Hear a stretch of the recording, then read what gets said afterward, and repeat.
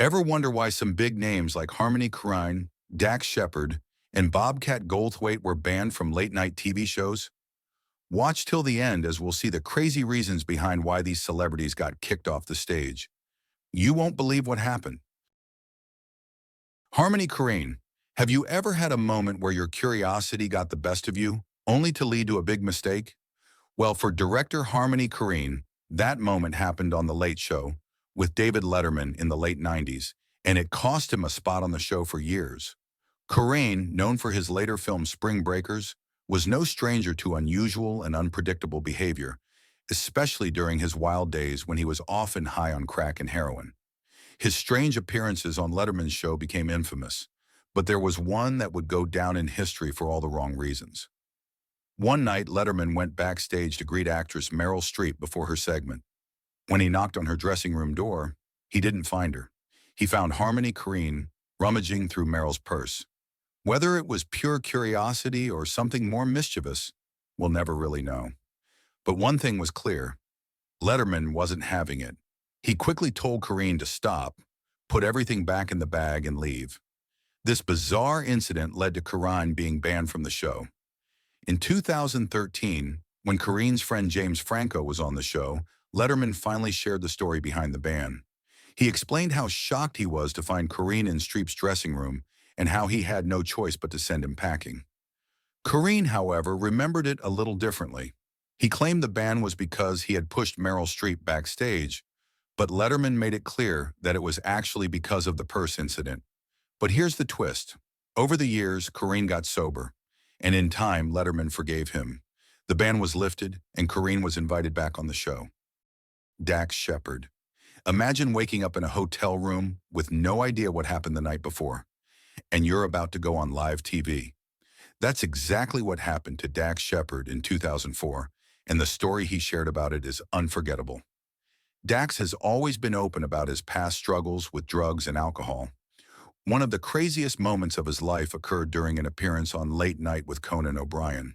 He later told this wild story on Blake Griffin's podcast, The Pursuit of Healthiness. Before the interview, Dax did a pre-interview with the show's team, but he was in a blackout from drinking. He woke up in his hotel room, confused, with hotel security shaking him awake. There was a stranger lying next to him, and either the stranger or Dax had peed the bed. He had no memory of what happened the night before. With only 20 minutes to go before the interview, Dax had no idea what he was supposed to talk about. He couldn't remember the stories he was meant to share. When he got to the late-night set, Conan started asking him about these stories, but Dax was lost. He had no idea what Conan was talking about. Things got even worse when Dax accidentally broke a coffee table during the interview. The whole situation was a disaster. Afterward, Dax was banned from the show for several years. Years later, after Dax had gotten sober, he returned to Conan and brought up the coffee table incident. Conan laughed and said, "2/3 of our guests are wasted, so I wouldn't worry about that." It was all forgiven. Bobcat Goldthwait. What do you get when a comedian with a wild sense of humor decides to set his chair on fire during a live TV interview? Well, in 1994, Bobcat Goldthwait turned his Tonight Show appearance into a fiery disaster that no one would forget. Goldthwait was invited on The Tonight Show with Jay Leno, but instead of simply sitting back and chatting, he decided to take things to an extreme. In the middle of the show, he soaked his chair with lighter fluid and set it on fire. It wasn't a random outburst. Bobcat had carefully planned it, hiding a lighter and lighter fluid up his sleeve. As the flames began to spread, Jay Leno and fellow guest Lauren Hutton quickly reacted, dousing the fire with cups of water. But the damage was done. Leno was understandably upset, and Bobcat wasn't just banned from the show. He became the first Tonight Show guest ever to face criminal charges. Arson, to be exact. Goldthwait was fined $3,880, part of which went to NBC to replace the burned chair. On top of that, he was required to film fire safety PSAs to make amends for the stunt. Despite everything that happened, Bobcat insisted he wasn't an arsonist. In a 1996 interview, he explained, "I'm not an arsonist. I'm a satirist. If I were an arsonist, I would have been sexually aroused on The Tonight Show. Instead, I was bored like the rest of America."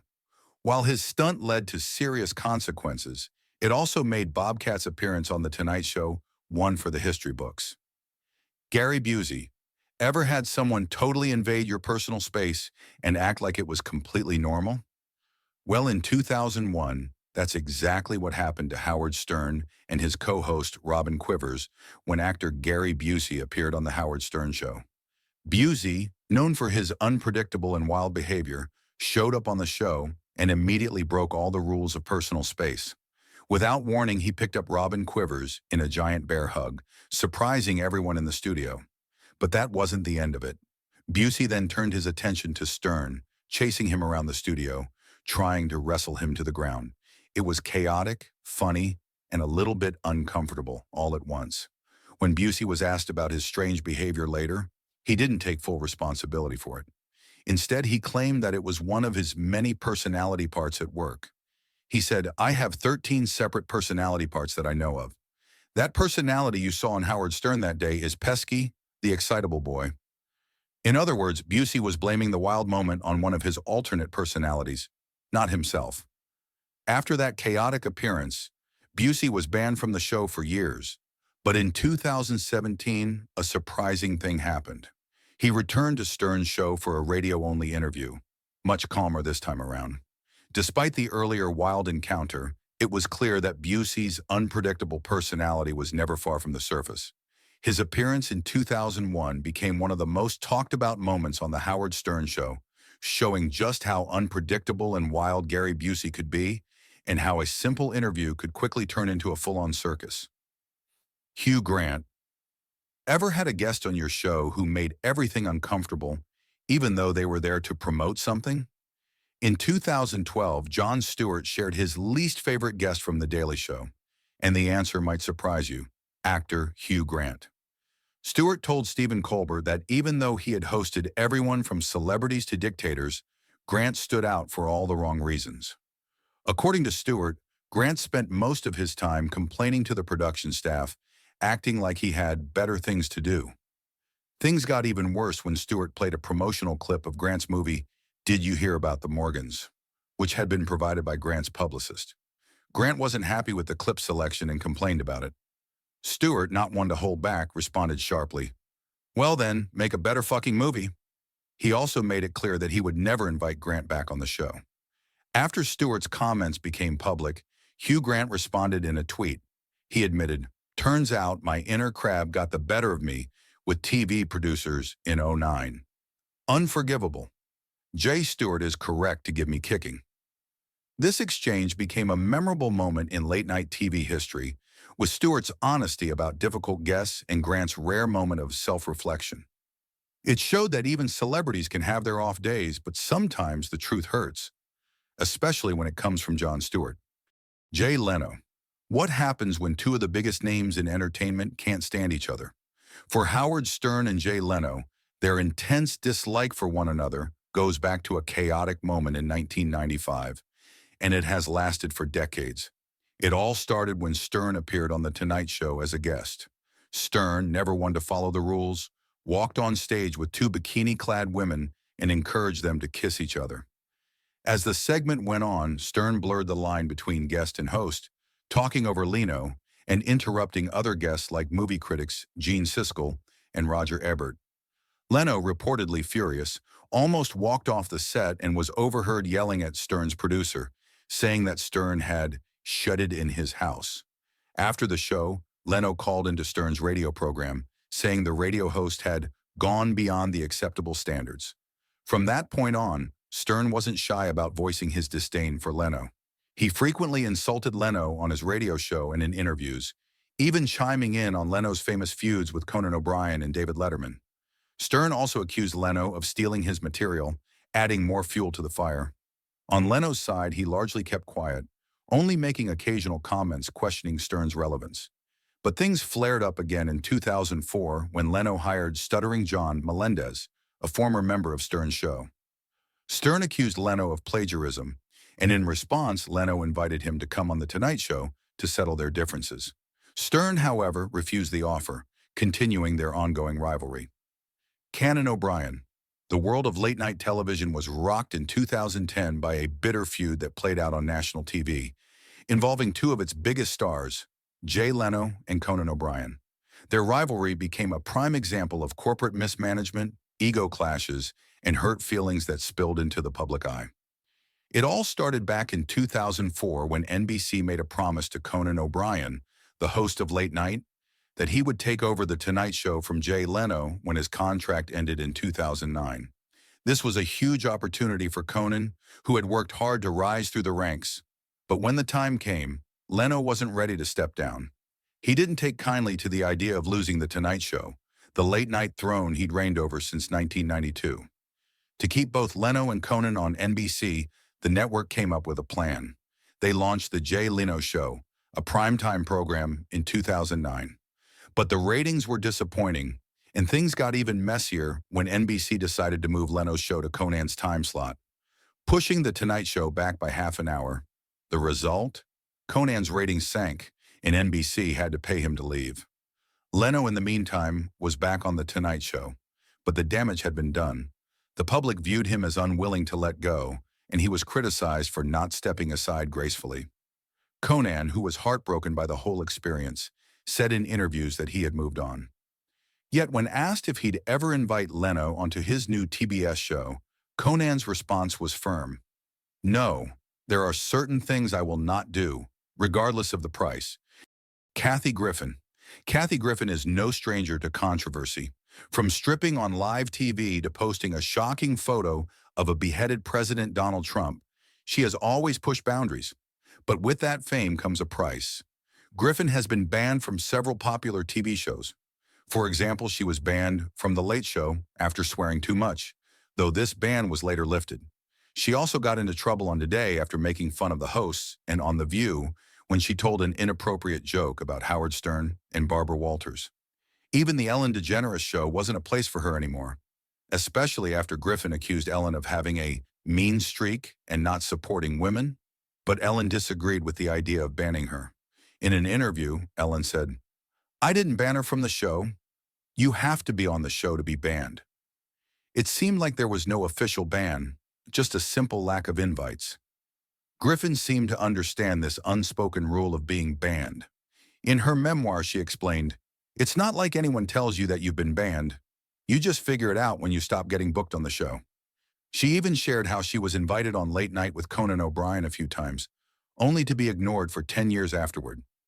It's a quiet way of saying you're not welcome, but Griffin has learned to live with it.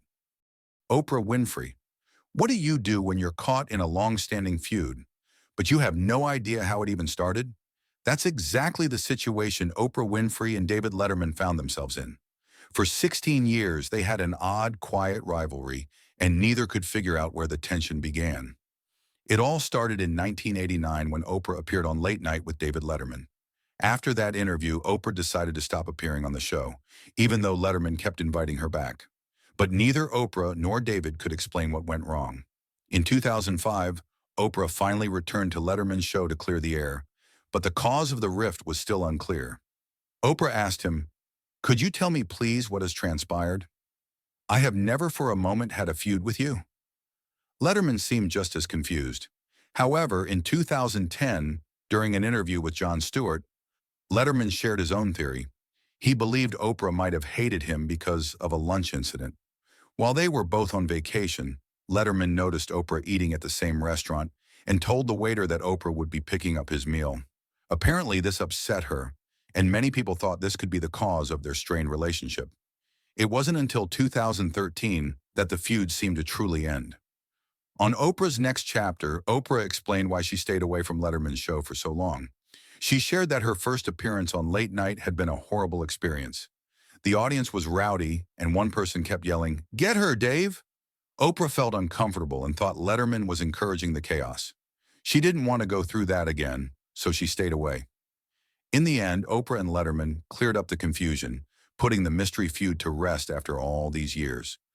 Viva Fox, ever had a moment where a conversation completely went off track and you just had to walk away? That's exactly what happened between Viva Fox and Jimmy Kimmel during her appearance on Jimmy Kimmel Live in 2005. The interview got off to a rocky start when Kimmel introduced Fox by listing her impressive resume. But then, with a cheeky grin, he added, "And most harrowing of all, Star Jones's bridesmaid. This didn't sit well with Fox, who was on the show to promote her new Lifetime movie Missing. She didn't find the joke about her friend Star Jones funny at all. Fox quickly confronted Kimmel, telling him that she wasn't amused. Kimmel, trying to lighten the mood, shot back, "It goes both ways. I'm desperate to make this work." But Kimmel didn't let up, continuing to bring up Jones, which only made things worse. Fed up, Fox stood up and walked off the set, leaving Kimmel with an empty chair and an awkward silence. The incident was uncomfortable, to say the least, and years later, Kimmel didn't forget. He even named Fox as the one guest he would never invite back. What started as a simple joke turned into a moment that both would probably prefer to forget. Sometimes what starts as a lighthearted attempt at humor can quickly turn into an awkward confrontation that no one sees coming. Madonna. Imagine having a long-running feud with someone in the public eye, where one person doesn't even know why the tension exists. That's what happened between Piers Morgan and Madonna, creating a bizarre and one-sided conflict that played out in the media. Piers Morgan didn't hide his feelings about Madonna. He made it clear on multiple occasions that she wasn't welcome on his CNN show, Piers Morgan Tonight.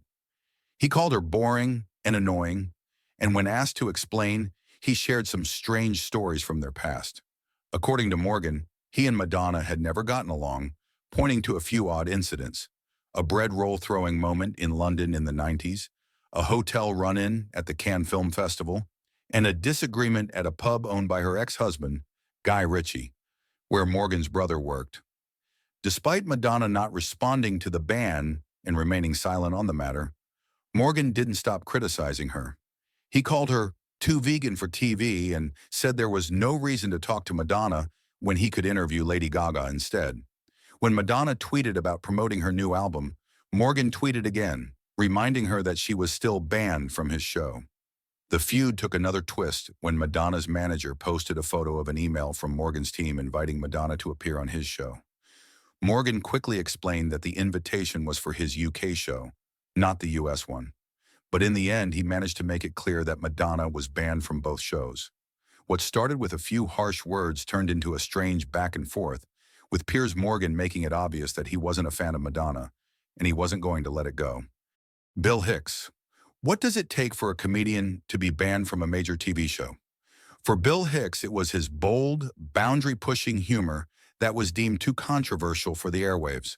Between 1984 and 1993, Hicks made 11 memorable appearances on Late Night with David Letterman. But when he appeared on the newly moved Late Show in 1993, his 12th performance was considered too much for CBS to air. Despite receiving a positive response from both the audience and Letterman, Hicks's routine was cut from the show, replaced by another comedian. The reason? CBS felt his material was too controversial for primetime television. Hicks always believed that comedy should challenge the status quo. He saw himself as someone who had to speak uncomfortable truths, often questioning societal norms. On that night, he made jokes about taboo topics like pro-lifers, the Easter Bunny, and even crucifixes. One of his most memorable lines was about Christians wearing crosses, asking if Jesus would really want to return and see people still wearing them. He joked, "Maybe that's why he hasn't shown up yet. I'll go back as a bunny." At the time, Hicks didn't share that he had been diagnosed with pancreatic cancer, which would tragically take his life in 1994.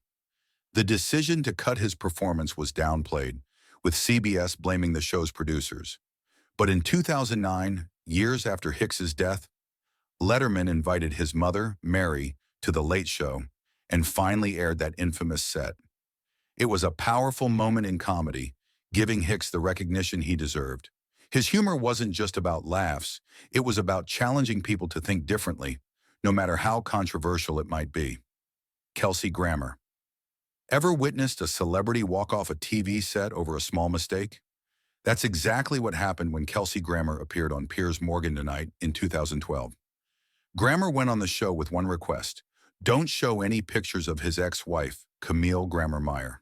While he was open to discussing his third wife and their bitter divorce, he didn't want anything related to his past marriage brought up. However, when a photo of Camille appeared during the show's opening credits, Grammer was immediately upset. He stood up and walked off the set just moments before the interview was set to begin. Piers Morgan was caught off guard. He tweeted, "So, Kelsey Grammer saw a photo of his ex-wife Camille in the open of our show and legged it. Extraordinary. Never had this happen before. I like Kelsey Grammer personally, but this was a shockingly unprofessional thing to do." I wasn't even going to mention his ex-wife.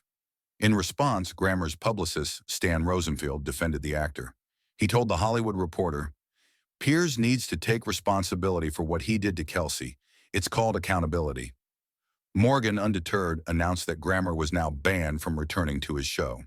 But Grammer seemed uninterested in making amends, with Rosenfield adding, "We have already issued a statement and are not going to engage in this interchange."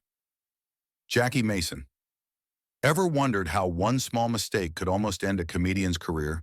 That's exactly what happened to Jackie Mason in 1964 after an incident on The Ed Sullivan Show. Mason had already gained significant attention from his appearances on the show, but during one performance, things took a wrong turn. While he was on stage, Mason saw Ed Sullivan off camera, making a gesture with 2 fingers, signaling that Mason had 2 minutes left. The show was being cut short to make room for President Lyndon Johnson's speech. In response, Mason playfully pointed back at Sullivan with his thumb and index finger. Unfortunately, from Sullivan's view, it looked like Mason was flipping him off. Outraged, Sullivan immediately banned Mason from the show and canceled his contract for 6 more scheduled appearances. The fallout from this incident was serious. Mason found it hard to get other television bookings, and the damage to his reputation was severe. He even sued Sullivan for defamation, though the case was eventually dismissed. But after 2 years, Sullivan realized the misunderstanding and lifted the ban. He invited Mason back on the show and publicly apologized for the mix-up. What started as a simple miscommunication nearly derailed Jackie Mason's career, but in the end, it also showed how quickly things can change in the world of television. Joan Rivers. Imagine working with someone who helped launch your career, only to have everything fall apart later because of one big decision. That's what happened to Joan Rivers with Johnny Carson. When Rivers started in comedy, she was fighting hard for her big break in a male-dominated industry. Carson's The Tonight Show was a game-changer for comedians, and after Rivers appeared on the show, she quickly found overnight success.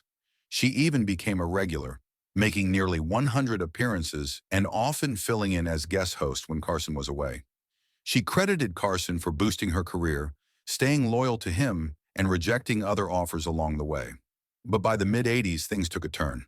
Rivers had never been offered a permanent contract with The Tonight Show.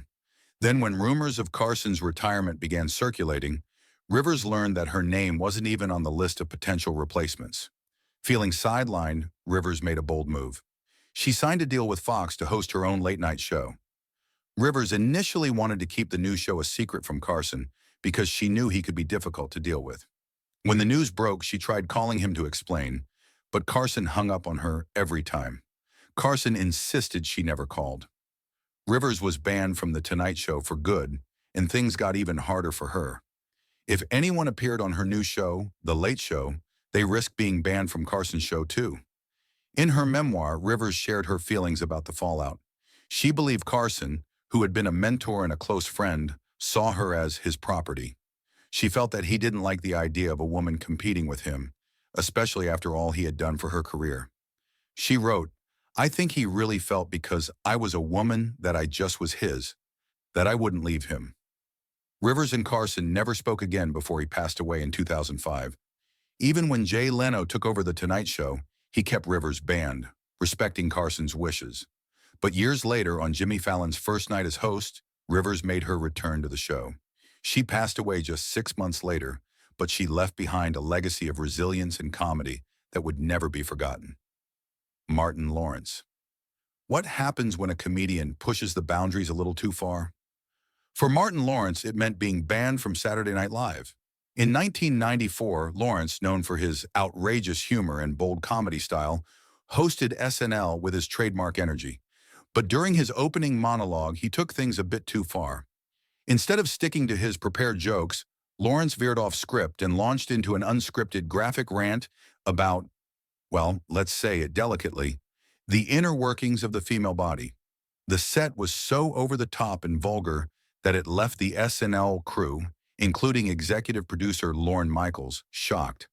The performance was so inappropriate that it was completely cut from all reruns of the episode, and Lawrence was banned from ever hosting the show again. His humor, usually appreciated for its rawness, had finally crossed a line that SNL was unwilling to let slide. Vince Vaughn. Sometimes a single moment can have a much larger impact than we expect, especially in the world of film promotions. In 2011, Vince Vaughn learned this lesson the hard way when a seemingly innocent joke about electric cars from the trailer of The Dilemma caused a huge controversy. The joke, which was meant to be a humorous dig at the quiet sound of electric cars, took a turn when it was interpreted by many as being homophobic.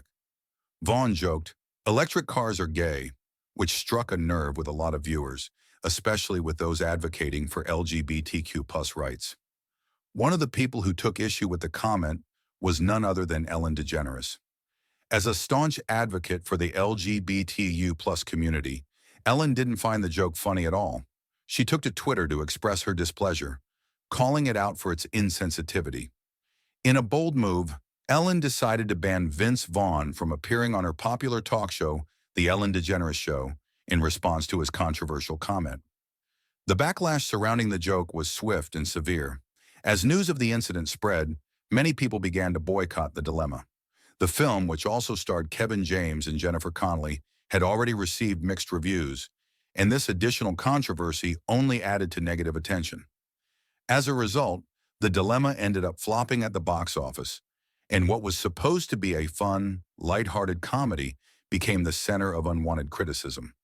However, time has a way of healing wounds, and what seemed like a permanent rift eventually became a story of reconciliation. In the years following the incident, Vince Vaughn reached out to Ellen, and the two were able to have a candid conversation about the joke and its impact. Vaughn acknowledged the misstep and expressed his regret for causing harm, while Ellen graciously accepted his apology. The pair eventually mended their relationship, and in 2015, Vince Vaughn made an appearance on The Ellen DeGeneres Show once again, showing that even the most awkward situations can be worked through with humility and understanding. Steven Seagull. Ever wonder which celebrity earned the title of worst jerk ever in the eyes of Saturday Night Live producer Lorne Michaels? The answer might surprise you. Steven Seagull. Seagull, known for his martial arts skills and tough guy persona, hosted SNL in 1991. However, behind the tough exterior was a man who made the entire cast and crew miserable during the production of the episode. It was so bad that, at one point, the crew seriously considered going ahead with the show without a host. What made Seagull's behavior so difficult to deal with? For starters, he was known to have a huge ego, and his attitude during the rehearsal process was anything but professional. He treated the cast and crew poorly, demanding special treatment and making unreasonable requests. His behavior was so bizarre and unpleasant that it caused tension in the studio, and many people found themselves walking on eggshells around him. One of the most notorious parts of Seagull's time on set was his refusal to participate in the usual SNL rehearsal process.